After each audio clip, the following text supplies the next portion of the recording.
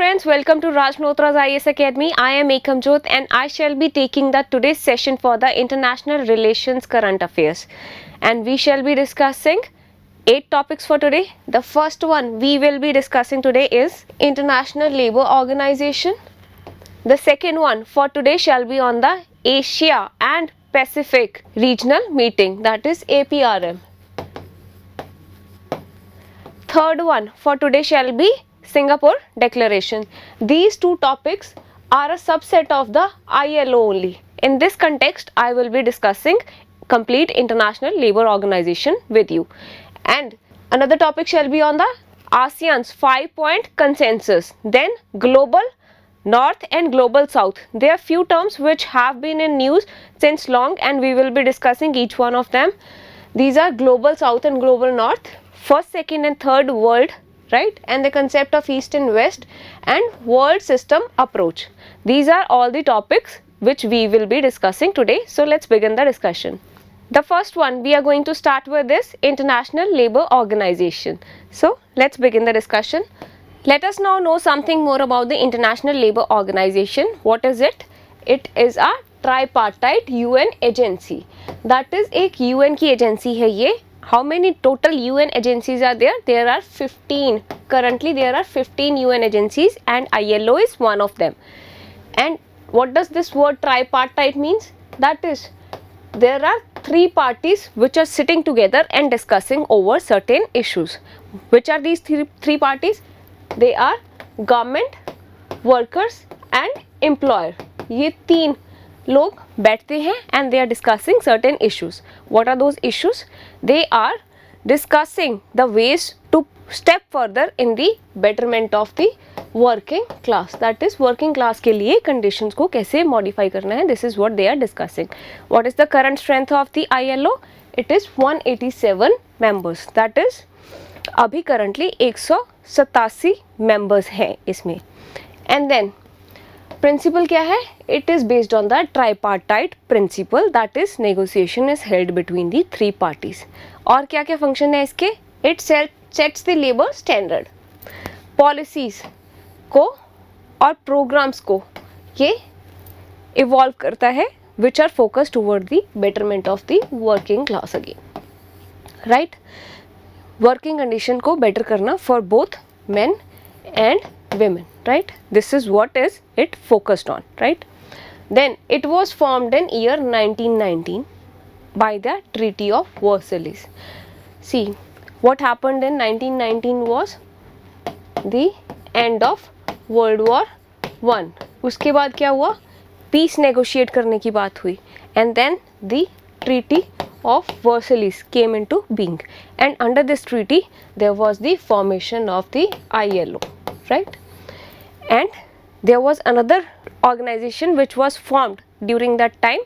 What was that? It was League of Nations. इसका भी focus क्या था? Peace establish करने में. And it was formed in year 1920. ILO was formed in 1919, right? But this ILO is working under the aegis of League of Nation, right. जो पहले establish हुई वो बाद में जो इस्टेब्लिश हुई उसके अंडर है. This is a catch phrase here, right. ये जनवरी के मंथ में इस्टेब्लिश हुई थी in the year 1920. So what happened later is ये ILO it was till 1946 working under the League of Nation. 1946 में क्या हुआ?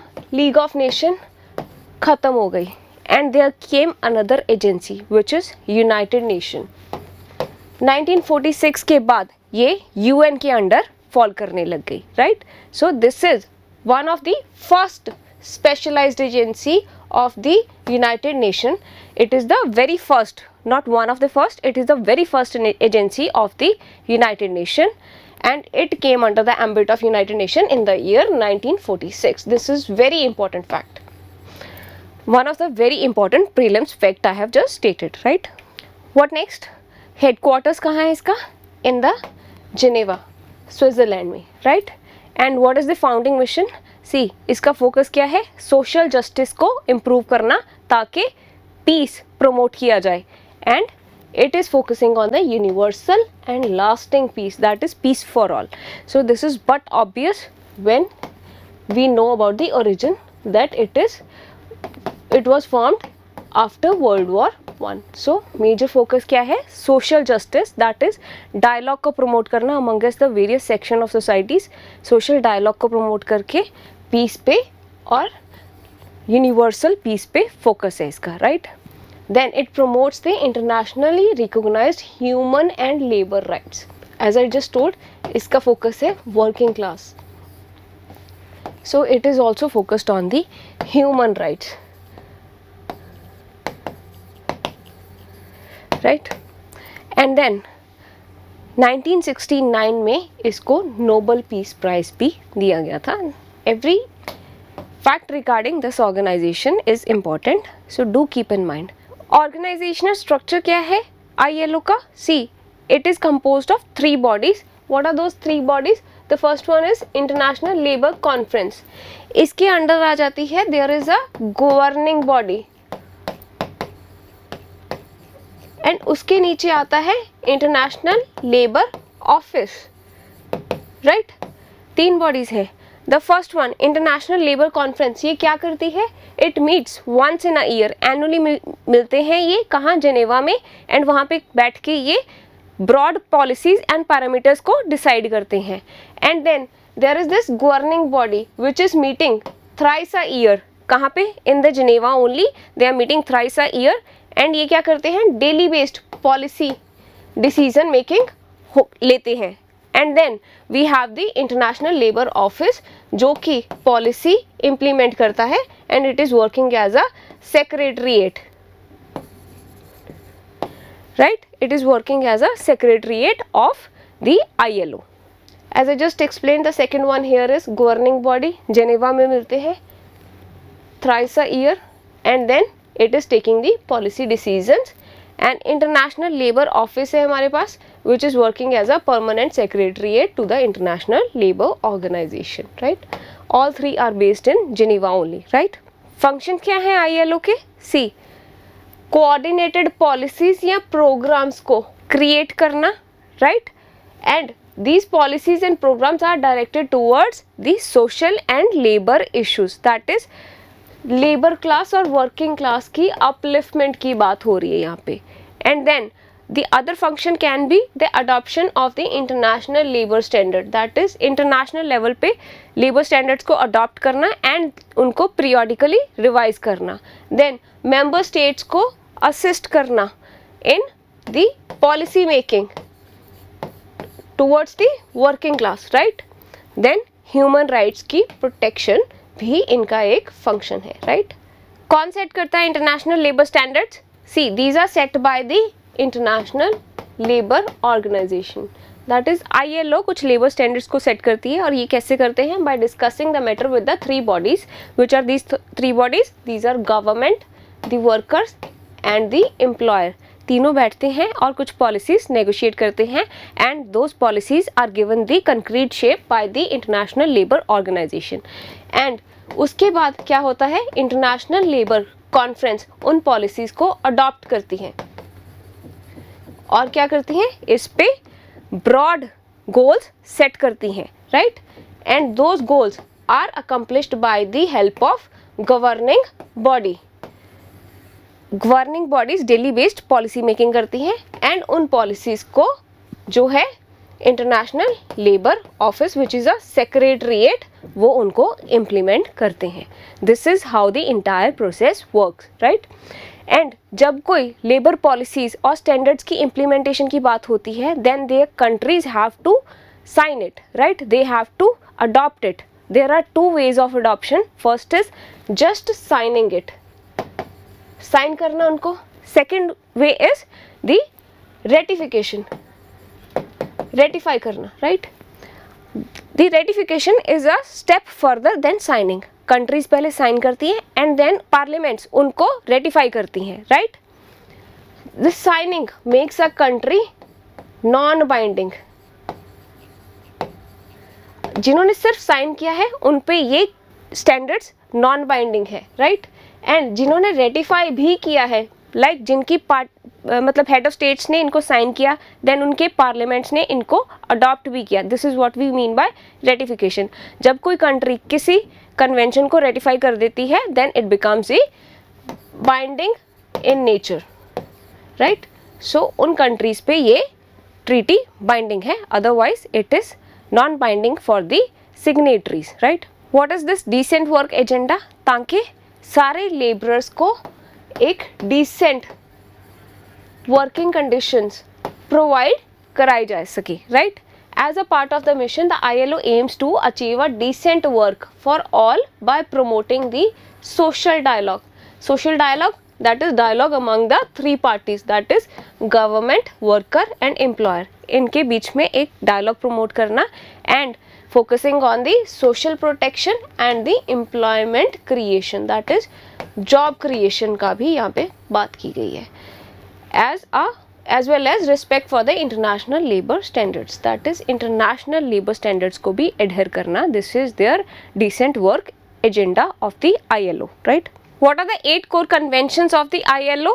See, 8 core conventions है international labor organization की, and they are also forming the part of the United Nations human right framework, that is human rights के ऊपर United nation का कोई framework बना हुआ है, and these 8 conventions are also a part of that UN human right framework, right. Out of the total strength कितनी है ILO की? 187 countries, which include 186 UN members, right, plus 1 is Cook Island which is not a UN member, right, but is a member of International Labour Organization. And इनमें से 135 members ने 8 की 8 जो core ILO conventions हैं उनको ratify किया हुआ है, and rest of them have either ratified a few of them और major of them, right. But जो लेफ्ट आउट पॉपुलेशन है, the left out countries, like they are the ones who are holding the major section of the population, that is highest population cover उन्हीं countries का है जिन्होंने 8 की 8 convention ratify नहीं की है, right.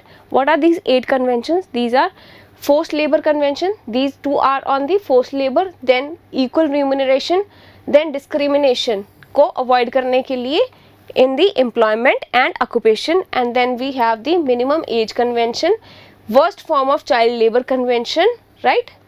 These 6 India has ratified, पहली 6 को इंडिया ने रेटिफाई किया हुआ है, and the convention number 87 and 98 ये दोनों को इंडिया ने रेटिफाई नहीं किया, राइट.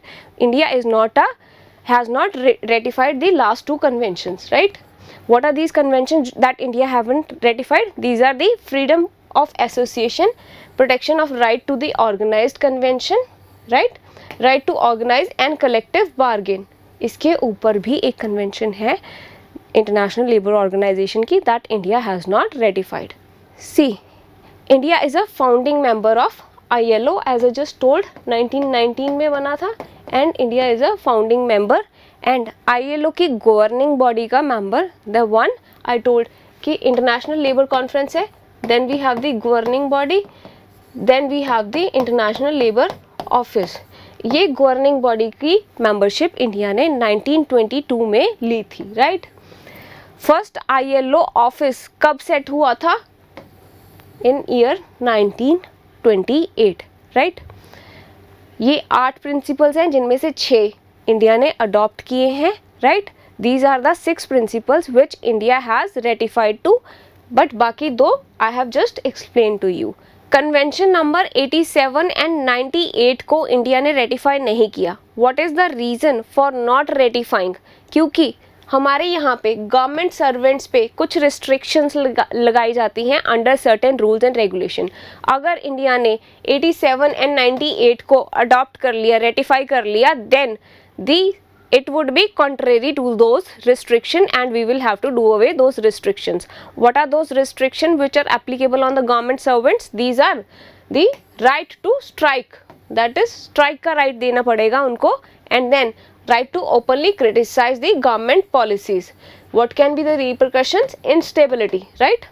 अगर गवर्नमेंट सर्वेंट्स ही गवर्नमेंट की पॉलिसीज़ के अगेंस्ट बोलते रहेंगे, then it can eventually lead to the instability in the working conditions of the country, right? Then freely accept the financial contributions. Financial contributions हमारे यहाँ पे freely acceptable नहीं है and they are prohibited, right? Then to freely join the foreign organization. We have not given these freedoms to the government servants, right? What is ILO's supervisory role? See, अगर कोई conventions है and they are being signed by the country, अगर sign किया है just तो non binding है, अगर ratify भी किया है then it becomes binding. अगर ये binding होता है तो कुछ checks and balances भी होने चाहिए, right? वो checks and balances कौन impose करता है? That comes under the ILO's supervisory role. For this ILO की एक body है which is the expert committee by ILO which are looking into the implementation of these certain conventions, right? And और क्या provision है इसमें there is a provision that member states they are required to submit a report on the progress of the implementation of the conventions that they have ratified to, right? See, there is a provision of the registration of complaint also. See, अगर conventions किसी country ने conventions implement नहीं की है, right? These conventions are binding of nature on those, supposing they have ratified but they haven't implemented. So then there is a provision of complaint also कि कोई और country जो signatory है इस convention की, they can file a complaint against the country which is not implementing those conventions, right? Even after the ratification. What is the penal provision here? See, though these are binding in nature, but it does not impose any sanctions. Does not impose, very very important, any sanction on the government for the non-fulfillment of the conditions, right? What are the key recommendations that we can give here? The first one is regarding the universal labor guarantee. That is, labor guarantee होनी चाहिए, adequate job creation होना चाहिए, then adequate wages होने चाहिए उनको, working hours कम होने चाहिए, they should not be too long to torture them, right? And safe and healthy workplace होनी चाहिए, and social protection की भी बात की जा सकती है, which includes the benefits like provident fund, we have the retirement benefits, we have maternity benefits and various kind of such benefits. ये इनकी provision होनी चाहिए to the labor class and to the entire working population, right? Then life long learning का provision होना चाहिए. सी, ये देखा जाता है कई बार मशीन्स की यूज़ की वजह से या न्यू टेक्नोलॉजीज़ की वजह से क्या होता है कि labour class they become obsolete और redundant, right? They are no longer in work. So in such cases उनको स्किल करने का, रीस्किल करने का एंड अपस्किल करने का प्रोविज़न होना चाहिए. Then managing the technological changes, I just told कि हाँ मशीनरी की वजह से there is certain time what happens is that they get out of job, right? So ऐसी सिनेरियो को प्रिवेंट करना चाहिए to boost the decent work including the international governance system for the digital labor platforms also, right? And then greater investment की बात की गई है in care, green and rural economies. What are these care, green and rural economies? That who work for the betterment or care of their working class and who are using the green technologies which are the sustainable nature, right? So इससे क्या होता है, livelihood enhance होता है and rural economies are as such considered as healthy way of working, right? And then gender equality की बात की जा सकती है in the future, that is equal pay for equal work, right? Then reshaping the business incentives to encourage the long term investments, that is long term investments को promote करने के पे भी ध्यान होना चाहिए. that ये नहीं होना चाहिए कि हाँ कि लेबर लॉज इतने हार्श और स्ट्रिंजेंट हो जाए कि उसकी वजह से इन्वेस्टमेंट डिस्करेज हो जाए in the economy, right? The next two topics we are going to club for today, they are the Asia Pacific regional meeting, that is APRM, and the Singapore declaration, right? Asia Pacific regional meeting हुई थी from 6 to 9 दिसंबर 2022. ये कहाँ हुई थी? Singapore में. And वहाँ पे क्या हुआ कि सिंगापुर डेक्लेरेशन साइन हुई, right? So let's begin the discussion. What is the news? Singapore Declaration recently adopt की गई है by 17th APRM, right? Asia Pacific Regional Meeting, right? Which is a meeting of International Labour Organization. So this topic is a subset of the topic we have just discussed, right? APRM है क्या? This is Asia Pacific Regional Meeting. That is ये meeting है, एक regional dialogue है, right? This is a subset of ILO. यहाँ पे कौन सी countries participate करती हैं? The one belong to Asia Pacific and Arab states, right? 17th APRM उस टाइम पे रखी गई है when the countries are still battling from the impact of COVID-19. Global food security issue चल रहा है, एनर्जी एंड फाइनेंशियल क्राइसिस चल रहा है. So the focus of the meeting was to protect the working class and improve their working conditions, right? ताकि इनका जो कोविड-19 का या ये क्राइसिस का इम्पैक्ट है इसको कम किया जाए, right? So what are they focus? Job rich growth, inclusive, transformative and cooperation among the different countries, right? This is what was the focus of the entire meeting. Meeting का focus क्या था? 4 key areas पे था. What are those 4 key areas? First is the human centric recovery, right? Post Covid recovery की बात की जाती है कि ह्यूमन सेंट्रिक होना चाहिए इसका view and it shall be inclusive, sustainable and resilient. The second key area is towards the formalisation of the work. India में इनफॉर्मल सेक्टर का शेयर क्या है? 90% of the population is indulged into informal working activities only, right? So क्या हुआ था during these crisis? Who are the most affected population? It is the informal, right? COVID-19 के during भी इनकी plight, everybody has evidence that, right? Then employment protection पे focus था and resilience, right? जैसे COVID-19 के दौरान क्या हुआ था कि shutdown हो गया था, ब्लॉकेज हो गए थे. सो उससे क्या हुआ था कि lot of employments and jobs were lost, right? And the fourth area was talking on the growth and skills for more and better jobs, right? That is skill upgradation की बात हुई है in the fourth area, right? So let's now know about the Singapore declaration which was signed. वहाँ पे क्या क्या बात की गई? The first one was social dialogue is the key for building the trust. That is social dialogue को ही अगर सोसाइटी में among the various stakeholders, which stakeholders? The same government, worker and employer, तीनों के बीच में अगर discussion होंगी एंड सोशल डायलॉग प्रमोट होगा and the policies which before being implemented they are being transmitted with the to the labour class also and their opinion is also sought, then what happens is इससे क्या होगा? Peace building होगी and resilient labor market होगी, stable policies बनेंगी, right? Second thing is ensuring the labor protection. Then freedom of association, इसको guarantee करने की बात हुई that government shall work in this direction कि वो labor protection को ensure कर सके, freedom of association को ensure कर सके and to provide the right of collective bargaining as much as possible, right? Gender gap को कम करने की यहाँ पे मीटिंग में बात की गई. How? See by providing the equal pay for equal work and then work life को बैलेंस करने के लिए एंड वुमेन लीडरशिप को इन्हांस करने की बात की गई, right? And then we also spoke about the inclusive programmes and policies. किस पे फोकस है उनका? इंक्लूसिव लेबर मार्केट डेवलप करने पे, so that the transition and demographic shifts को भी ध्यान में रखा जा सके, right? Informal to formal economy में मूव करने पे भी फोकस था इस डिक्लेरेशन का. Like as I just discussed in the previous slide, हमारी इंडिया में 90% of the population is in the informal sector only. So अगर कोई भी क्राइसिस होता है, so who is the worst affected? It is the informal sector which become the victim of every kind of crisis, right?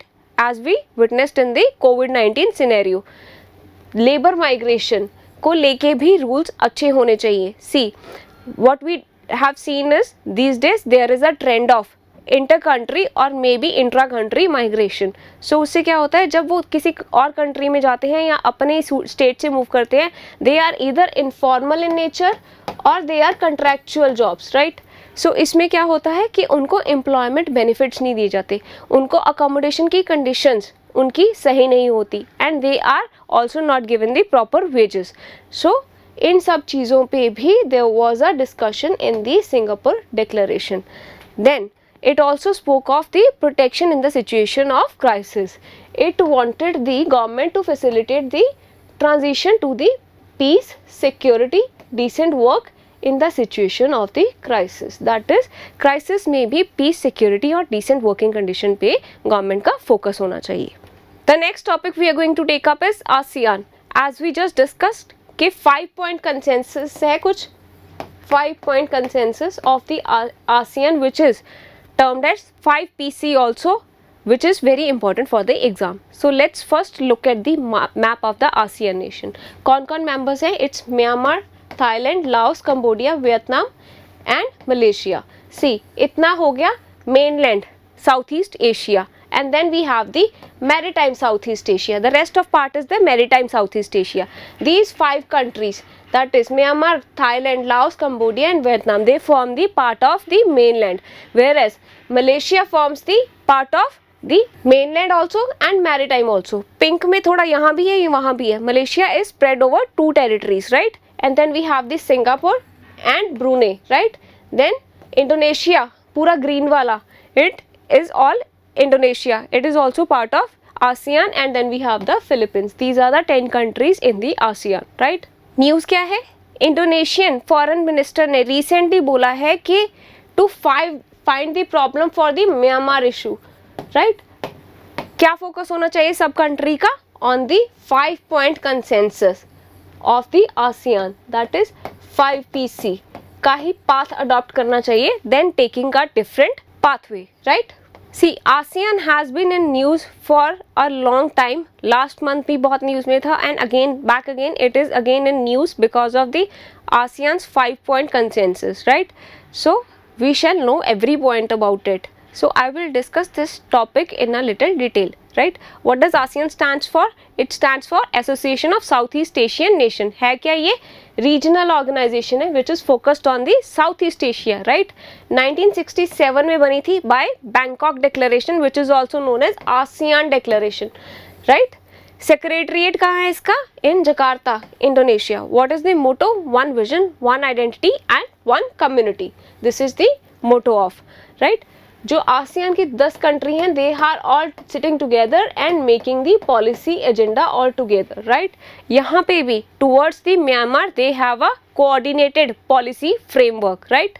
What is the current strength of ASEAN? It is 10 members, that is currently 10 members हैं ASEAN में, as I have just discussed in the previous slides. And जब ये बना था तब there were 5 founding countries, which were these are Thailand and Malaysia from the mainland Southeast Asia, and then we had the Indonesia, Singapore and Philippines. These are also the founding members of the ASEAN.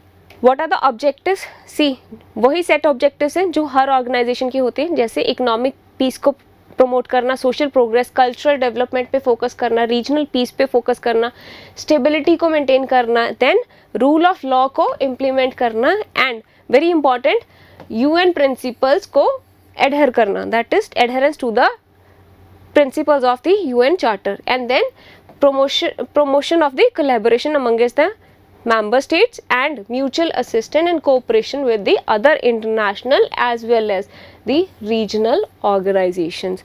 International means throughout the globe and regional means from within the Southeast Asia, right? These are the set objectives. Then what are the fundamental principles? See, when was ASEAN formed? In the year 1967, and 1976 में एक treaty हुई थी which was known as TAC, Treaty of Amity and Cooperation. इसको हम TAC भी बोलते हैं. Its full form is Treaty of Amity and Cooperation in Southeast Asia. ये कब साइन हुई थी? 1976 में, right? इसमें कुछ principles lay down किए गए for the working of ASEAN group. What are these? Mutual respect, एक दूसरे की sovereignty के लिए, integrity के लिए, equality and national identity के लिए, right? Then non-interference in the internal affair of each other, that is एक दूसरे के मामले में कुछ दखल नहीं देना, right? Then settlement of the disputes by the peaceful manner, that is peaceful negotiations की बात हुई यहाँ पे. Then renunciation of the threat and cooperation among yourselves, right? What is the institutional mechanism of ASEAN? See, chairmanship annually rotate होती है amongst the member in the alphabetical order. That is पहले A वाली countries बनेगी member, then B, then C, then D. This way the membership will rotate amongst the members. Then there is something known as ASEAN Summit. ASEAN Summit है क्या? This is the supreme policy making body of ASEAN and they are meeting twice a year. साल में 2 बार मिलते हैं and decisions लेते हैं. And how the decisions are made? They are made on the basis of consensus and consultation. And then we have the principle of ASEAN minus X. What is this ASEAN minus X? It means कि supposingly there are 10 countries of ASEAN and they are all are entering into certain agreement. But कुछ countries ऐसी हैं जो agreement में उस date से नहीं enter कर सकती and they want certain leniency. So this is what is provided, this leniency is provided under the ASEAN minus X. इसमें there is a formula of flexible participation that if certain country is not willing or maybe is not in a position to implement certain agreement from that day, then they can implement it later, right? There are multiple forums which are headed by the ASEAN leaders and we will be discussing certain important forums for here, right? The first one we will be discussing is ASEAN Regional Forum. ये कब बनी थी? 1993 में. 27 members हैं और political and social security issues पे ये cooperate करते हैं. Then we have the ASEAN +3, that is 10 member ASEAN के हैं plus 3 members extra. Which are these 3 members? These are China, Japan and South Korea and it was formed in 1997. ARF बनी थी 1993 में, ASEAN +3 बनी है 1997 में, right? Then we have ASEAN +6. इसमें क्या है कि ASEAN +3 plus we have India, Australia and New Zealand. These 3 countries, that is India है plus 2 साउथ में से कंट्रीज है. यहाँ पे 3 नॉर्थ में से थी, right? China, Japan and South Korea, they were from the northern side and then we have Australia and New Zealand. This is just a take to remember it, right? Then Australia and New Zealand are from the southern sides. That is 16 countries हैं ASEAN +6 में total, right? Then we have the East Asia Summit. This is a very important body by ASEAN only. इसमें कितने members हैं? Total 18, right? एक तो ASEAN +6 16 members वही हो गए, plus we have the US and Russia and US and Russia joined in year 2011. And who is the chairperson of East Asia Summit? It is incumbent chairperson of ASEAN only, right? That is जैसे ही उनकी rotation में membership chairmanship rotate हो रही है annually, the same way यहाँ पे भी चेयरमैनशिप रोटेट होगी and chair is held by either of the 10 members of ASEAN only, right? कब फाइंड हुई थी ये? It was founded in year 2005 and first summit भी इसका 2005 में हुआ था. India is one of the founding members of East Asia Summit, right? 2005 में ही we joined it and we are one of the founding members, right? Then annual meeting of the head of state or government is held in the East Asia Summit Forum, right? What are the 6 areas where the East Asia Summit are cooperating? They are environment and energy. Then we have the education, finance, health, natural disaster management में and ASEAN connectivity को enhance करने की तरफ we all are cooperating. Then India and ASEAN का एक free trade agreement sign हुआ था. Goods में जो था वो अग्रीमेंट साइन हुआ था 2009 में and it came into force in the year 2010. And for the services, our free trade agreement was signed in the year 2014 and it came into force in 2015, right? What is the ASEAN's 5-point consensus?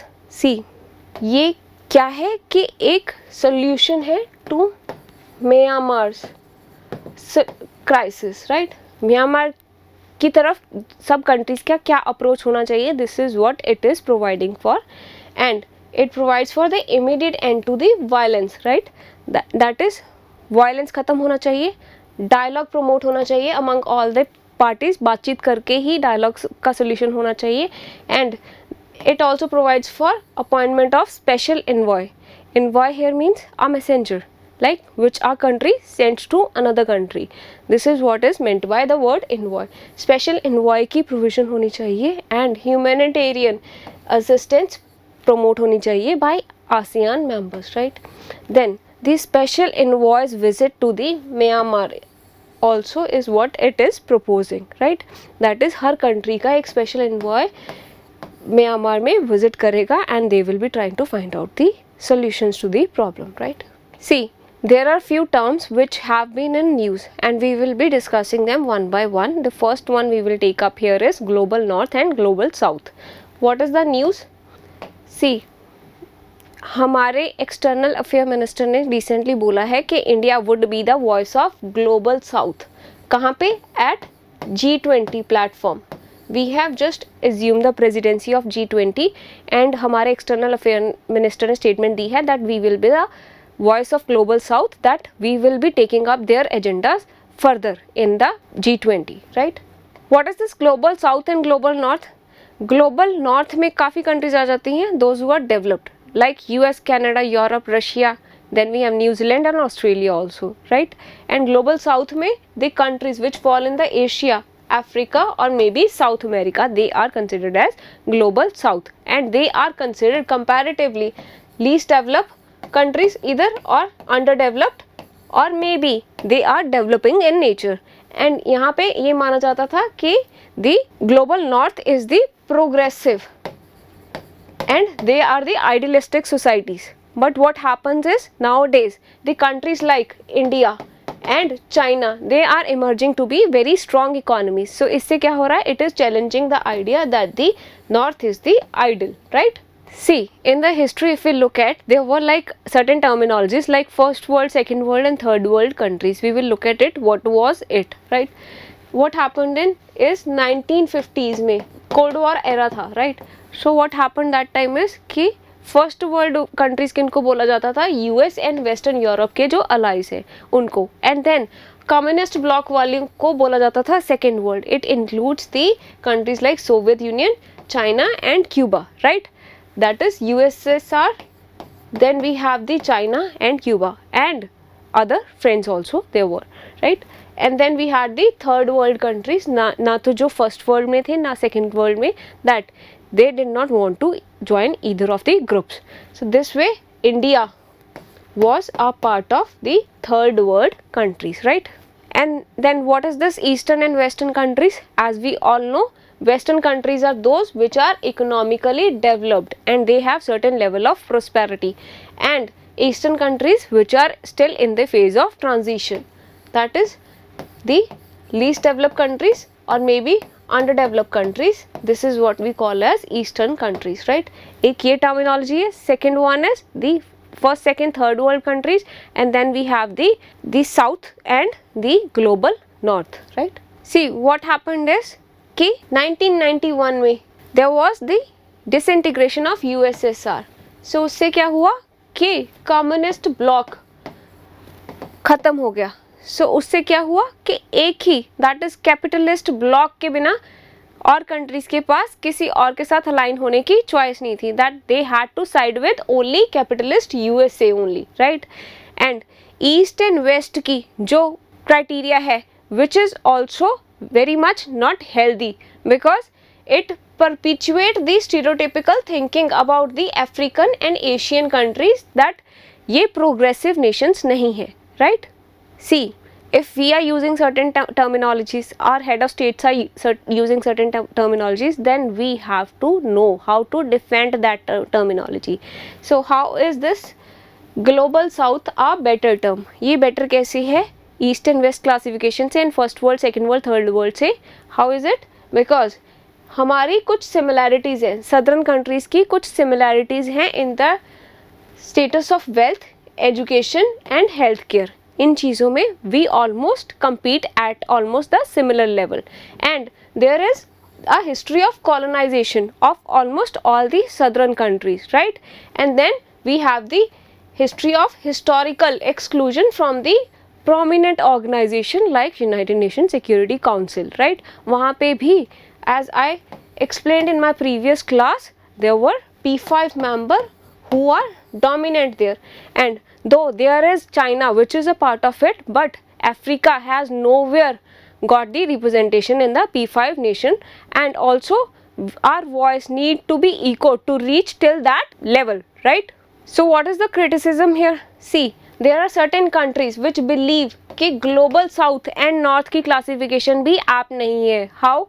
See, the northern countries, we think that they are developed and they are the one who processed the industrialization initially, right? उसकी वजह से they created major pollution, right? अगर pollution ज़्यादा उन्होंने किया है तो green energy funding भी वही करेंगे, राइट? क्लाइमेट चेंज के लिए भी वही फंड जनरेट करेंगे.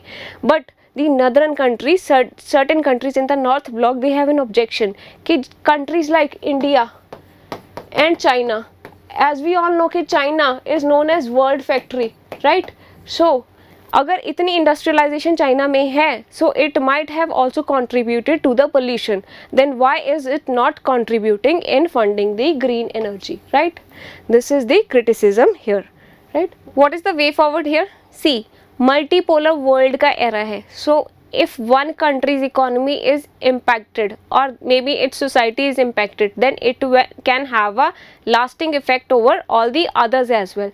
So there is a need of joint efforts, and we shall get rid of such classifications, global north and south, and we shall promote the working for the betterment of a better globe, right?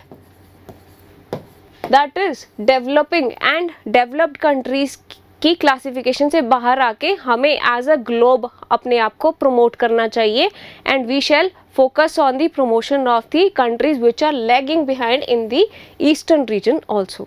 The next and the last topic here is world system approach. See, as we have discussed so many classifications about the developing and developed countries, we shall also look into the world system approach. Who proposed this approach? It was by Immanuel Wallerstein, right? 1974 में ये approach दी गई थी. सो इसमें क्या है कि world एक interconnected mesh है, and he divided the production zones into 3 categories. First was core. Core means उनके पास कटिंग एज टेक्नोलॉजीज है. The countries who have technical advancement like USA, Japan, right? And then we had the peripheral countries जिनके पास technologies उतनी sophisticated नहीं है, right? And they are using the labor intensive methods for the production. And then we had the semi-peripheral countries. In the semi-peripheral countries are the countries like India and Brazil, which fall in the middle of core or periphery, right? That's all for the discussion for today. Thank you so much.